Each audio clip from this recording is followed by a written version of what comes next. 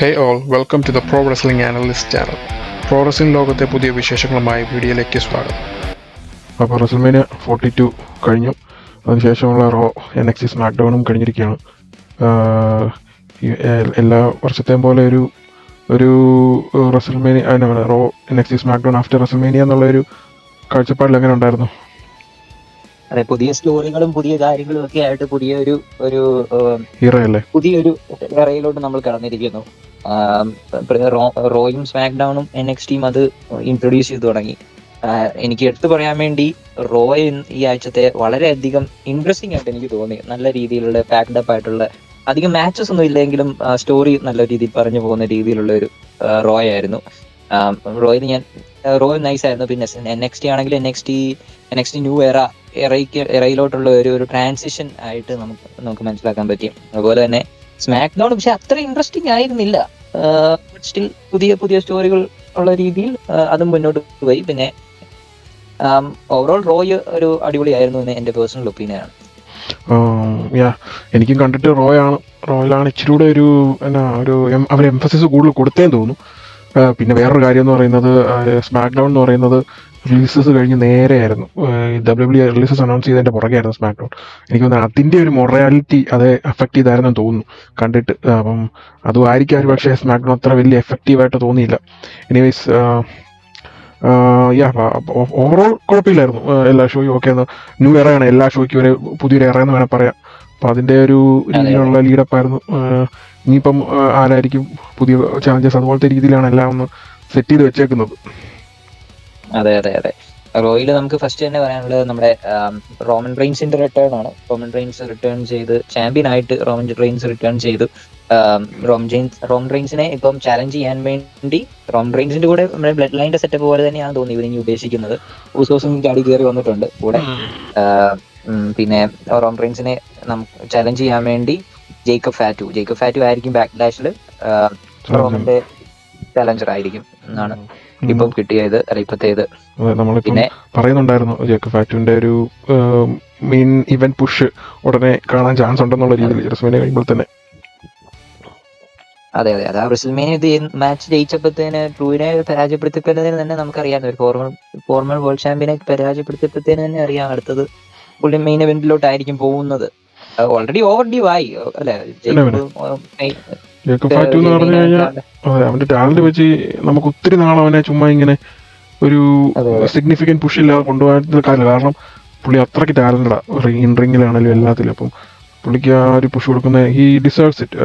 MLW shows ഒക്കെ കണ്ടിട്ടുള്ളവർക്ക്, അല്ലെ Jacob ഫാറ്റുവിനെ കുറിച്ച് അറിയണമെങ്കിൽ MLW മാച്ചസ് ഒക്കെ ഉണ്ടാവും. അവിടുത്തെ ഒരു ലോങ് ടേം വേൾഡ് ചാമ്പ്യൻ ആയിരുന്നു ഫാറ്റു. അപ്പം അത് കാണുമ്പോൾ അറിയാം അവൻ എന്തുമാത്രം ഒരു പെർഫോമർ ആണെന്നുള്ളത്. അപ്പം അത് വെച്ച് ഹി ഡിസേർവ്സ് ഇറ്റ്. പിന്നെയുള്ള മെയിൻ കാര്യം ഓബാഫമിയുടെ വരവായിരുന്നു. ഓബാഫമി വന്ന് അത് സിമ്പിളാണ്, എഫക്റ്റീവ് ആണ്. അത് എനിക്ക് ഇഷ്ടപ്പെട്ടു. He's the next big thing എന്നുള്ള രീതിയിൽ അവനെ കാണിക്കുക. അപ്പം ഒന്നും പറഞ്ഞില്ല, വന്നു അവര് നല്ല രീതിയിൽ അത് ആൾക്കാർക്ക് എടുക്കാനും പറ്റി. ആ ഒരു കുറച്ച് ഫ്യൂ മൂവ്മെന്റ്സേ ഉള്ളായിരുന്നു. അധികം വിട്ട് ഒന്നും പറയാനുള്ളതില്ല. അതെ, ഒന്നും പറഞ്ഞില്ല.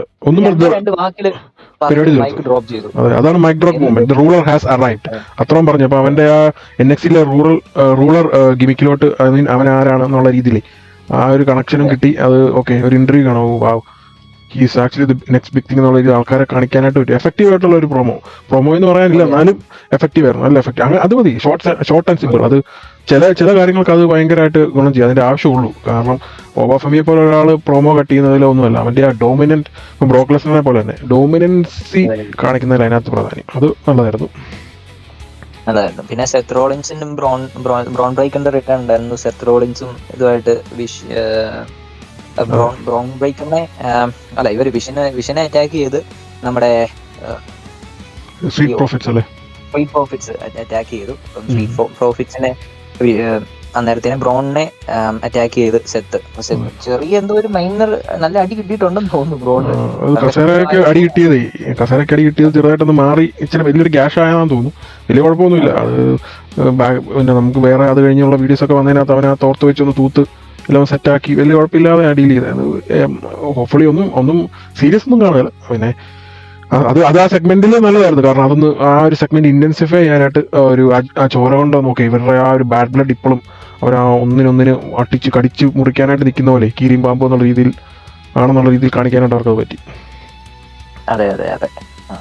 പിന്നെ സി എം പങ്കിന്റെ എന്നാ പറയുന്നത് മാച്ച് കഴിഞ്ഞുള്ള ഒരു ഒരു പ്രോമോ അത് നല്ലതായിരുന്നു, കുഴപ്പമില്ല. ഓക്കെ, സി എം പങ്ക് ആരാണ്, സി എം പങ്ക് എങ്ങനെയാണ് അല്ലെ, ആ രീതിയിലൊരു എല്ലാരും അക്നോളജ് ചെയ്യുന്നുള്ള ഒരു ബാക്ക് സ്റ്റേജിലുള്ള ആൾക്കാരെ ആണെങ്കിലും പോലും സി എം പങ്ക് സപ്പോർട്ട് ചെയ്യുന്നതിന് ഒരു അക്നോളജ്മെന്റ് നടത്തുന്നു. അതൊക്കെ നല്ലതായിരുന്നു.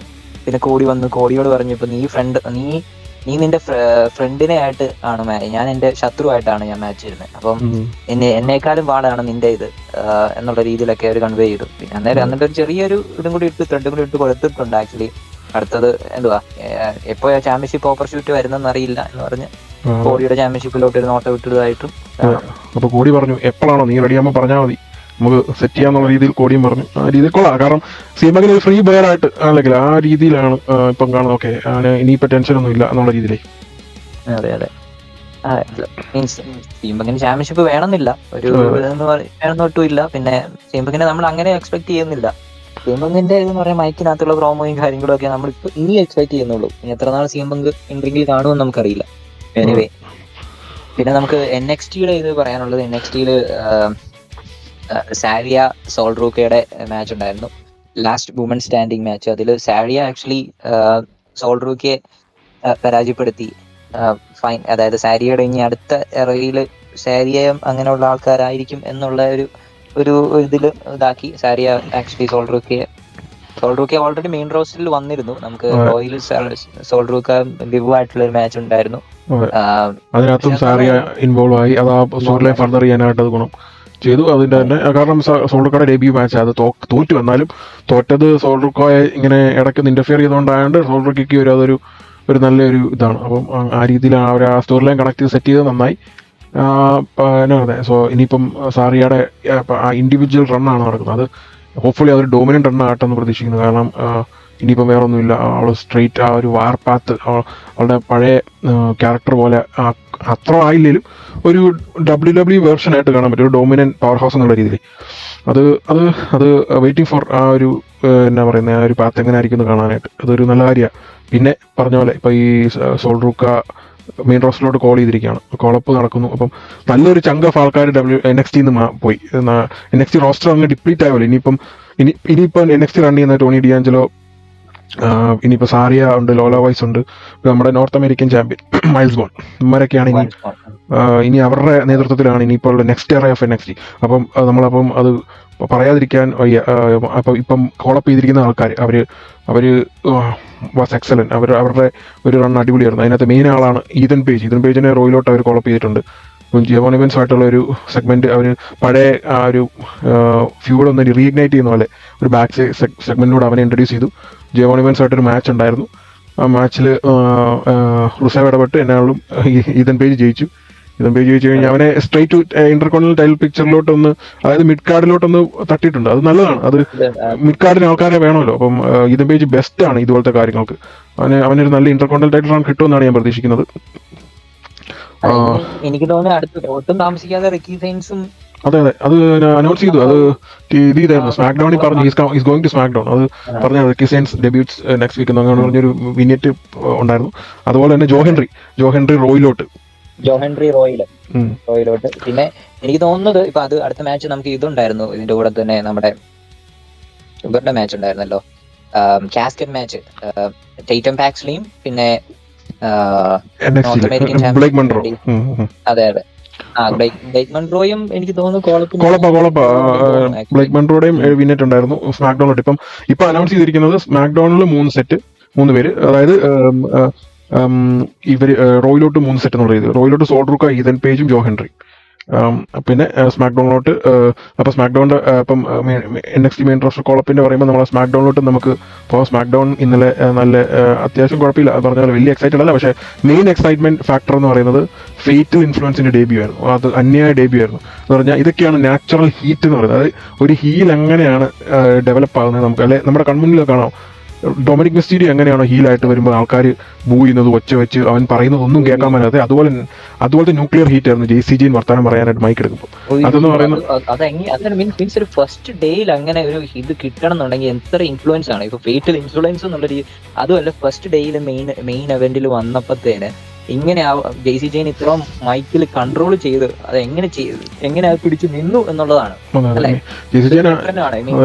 റിയ ഒരു വെറ്ററൻ ആണ്. ഇപ്പൊ ഈവൻ ഇത്ര യങ് ആണെന്ന് പോലും ആണെങ്കിൽ റിയയുടെ ഒരു സ്കിൽ സെറ്റ് ഇതാണ്. ഇപ്പൊ റിയയുടെ മുന്നിൽ നിൽക്കുന്നു. റിയക്കാണെങ്കിൽ ഇടയ്ക്ക് കയറി ഇത്ര പോകുന്നുണ്ടെന്ന് പറഞ്ഞാൽ റിയക്ക് ഇൻവോൾവ് ചെയ്യായിരുന്നു, ഇടയ്ക്ക് കട്ട് ചെയ്യായിരുന്നു. പക്ഷെ JCJ ആ മൈക്കിൽ എത്ര നേരം പിടിച്ചു നിന്ന സംഗതിയെന്ന് ഞാൻ ഓർക്കുമായിരുന്നു. അത് വലിയ കാര്യമാണ്. കാരണം ബൂക്കട്ടി അതുകൊണ്ട് എപ്പോഴും JCJ പുറകെ JCJ സപ്പോർട്ട് ചെയ്ത് ഷീസ് എ റോക്ക് സ്റ്റാർ എന്ന് പറഞ്ഞ എപ്പോഴും JCJ സപ്പോർട്ട് ചെയ്യുന്നതിന്റെ കാര്യം ഷീ ഗോട്ട് ദ സ്കിൽസ്. ഇതുപോലെ ഒരു ന്യൂക്ലിയർ ഹീറ്റുള്ള ഒരു ഹീൽ വിമൻ എന്നെ മെയിൻ ഇവന്റർ ഇപ്പം കുറവാണ്. അപ്പം ശരിക്കും പറഞ്ഞാൽ അത് വലിയൊരു ഗുണം. ഇനി ഞാൻ പറയുകയാണെങ്കിൽ റൈറ്റ് അവേ റിയ റിപ്ലിയെ തോപ്പിക്കുകയോ അല്ലെങ്കിൽ മണി ഇൻ ദ ബാങ്ക് എടുത്ത് റിയ റിപ്ലിയെ തോപ്പിക്കുകയോ എങ്ങനെയും ചെയ്ത് ആ ഒരു ക്രിക്കറ്റ് വെയിലൂടെ ചാമ്പ്യൻ ആക്കുന്നത് നല്ലൊരു ആ ഹീറ്റ് ഫർദർ ചെയ്യണം. അതായത് ആൾക്കാരിൽ ഒരു ടോപ്പ് ഹീൽ എന്നുള്ള ലെവലിലേക്ക് നമുക്ക് JCJ സെറ്റ് ചെയ്യാനായിട്ട് പറ്റും. അതിന്റെ ഏറ്റവും വലിയ ഗുണം JCJ ഒറ്റയ്ക്കല്ല, ഫേറ്റൽ മുഴുവനാണ് ഡെബ്യൂ ചെയ്തിരിക്കുന്നത്. അവർ ടാഗ് ടീം ഡിവിഷനിലും ഒന്ന് സെറ്റ് ആക്കിയിട്ടുണ്ട്. ടാഗ് ടീം ഡിവിഷനിൽ ഒരു മാച്ചിനിടയിൽ വിമൻസ് മാച്ചിനിടയിൽ അവർ നോ കോൺടെസ്റ്റ് സ്റ്റെപ്പ് ചെയ്യാം മാച്ച് അല്ലെ. എനിക്ക് തോന്നുന്നത് ഇവര് ബ്ലിസ് അവരുടെ ഷാർലറ്റിന്റെ മാച്ച് പേജ് ആൻഡ് ബ്രീവെല്ല പേജിന്റെ റിട്ടേൺ ഒക്കെ വെച്ചൊരു അത് ഒരു നോ കോൺടെസ്റ്റ് സ്റ്റെപ്പ് ഇവര് ഇന്റർഫിയർ ചെയ്തത്. അപ്പം അത് അങ്ങനെ ഇതൊരു ഗ്രൂപ്പായിട്ട് അവരെ മെയിൻ റോസ്റ്ററിൽ കോൾ ചെയ്ത് തന്നെ വലിയ ഗുണമാണ്. കാരണം അത് രണ്ടുപേരെ പുറകെ നിർത്താതെ, കാരണം മറ്റേ ഇവളാണേലും പാക്സിലി ആണെങ്കിലും കുറെ നാളായിട്ട് അല്ലേ നിൽക്കുക.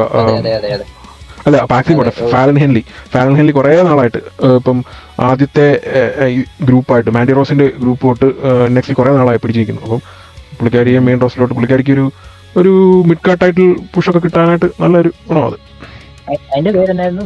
പിന്നെ നമുക്ക് സ്മാക്ക് ഡൗണിൽ വേറെ പറഞ്ഞ പോലെ തന്നെ വലിയതായിട്ട് പറയാൻ സംഗതികളൊന്നുമില്ല. ഈവൻ ജൂലിയ ടിഫിനി ആയിട്ടുള്ള മാച്ചിൽ ന്യൂ ചാമ്പ്യൻഷിപ്പ് ടിഫിനി US ചാമ്പ്യൻഷിപ്പ് എടുത്തു. പക്ഷെ അതൊന്നും വലിയ മാച്ചായിട്ടൊന്നും എനിക്ക് തോന്നിയില്ല. ഒരു ആവറേജ് മാച്ച് എന്ന് പറയാം.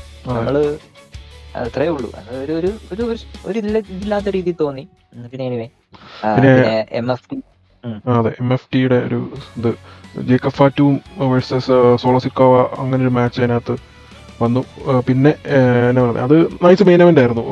ജേക്കബ് ഫാറ്റുവിനെ ഒന്ന് ഫോക്കസ് ചെയ്യുന്ന ഒരു പരിപാടി. ജേക്കബ് ഫാറ്റു ഒരു എന്നാ പറയുന്നത് ഈ പറയുന്ന പോലെ ഓൾ ഗ്യാസ് എന്നുള്ള രീതിയിൽ ഉള്ള ഒരു പെർഫോമർ ആണെന്നുള്ള രീതിയിൽ അത് ഫോക്കസ് ചെയ്ത് ജേക്കബ്. അപ്പൊ ഇനിവേസ് റോമനെ മിക്കവാറും അവനല്ലേ ചലഞ്ച് ചെയ്യുന്നത്. അപ്പൊ അതിനനുസരിച്ച് അവനെ ഫോക്കസ് ചെയ്തുകൊണ്ടുള്ള മാച്ചായിരുന്നു. പിന്നെ ടാഗ് ടീം മാച്ച് ഉണ്ടായിരുന്നു, ടാഗ് ടീം ചാമ്പ്യൻഷിപ്പ്. ആർട്രൂത്തും ഡാമിൻ പ്രീസ്റ്റും ടാമറ്റോങ്കയും ജെസി മറ്റേ ആയിരുന്നു MFT ഉണ്ടായിരുന്നു. അവരെ തോപ്പിച്ചു. അവരൊരു അവരുടെ ടൈറ്റിൽ കീപ്പ് ചെയ്തു. കുഴപ്പമില്ലായിരുന്നു. വലിയ പറയാനൊന്നുമില്ല. എപ്പോഴും പോലെ ആർട്രൂത്തിന്റെ ടിപ്പിക്കൽ മാച്ചൊക്കെ പോലെ തന്നെ അത് പോയി. പിന്നെ വേറൊരു കാര്യം അതാണ് സാമി സെയിന്റെ സെഗ്മെന്റ്. ട്രിക് വില്യംസിന്റെ യുണൈറ്റഡ് സ്റ്റേറ്റ്സ് ചാമ്പ്യൻഷിപ്പ് സെലിബ്രേഷൻ ആയിരുന്നു.